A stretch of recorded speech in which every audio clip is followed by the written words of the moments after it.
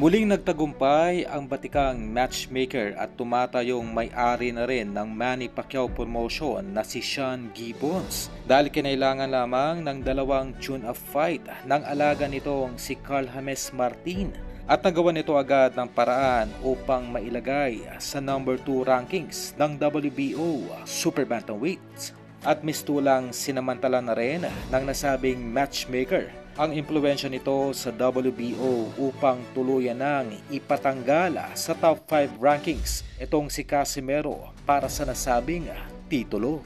Kung maalala ay napanatili nitong si Casimero ang status nito sa rank number 3 ng WBO at sa walang kadahilanan ito ay biglaang bumulusok na lamang pababa ng rank number 6. Ang lahat ng ito ay dahil sa maruming kalakaran at pamumulitika ng ilang mga matchmaker na kung saan ang kanilang mga alaga lamang na ginagawa nitong gatasan ang inaakyat ito sa nasabing rankings mula sa mga koneksyon sa mga sanctioning bodies upang makakuha agad ng malakihang laban na kanilang pinagkukunan ng malaking tapyas o porsyento. Kaya misto lang itong si Chavit Singson na lamang ang nag-iisang pag-asa ngayon nitong si Casimero upang magkaroon pa muli ito ng tsansang maging kampiyon sa nasabing divisyon.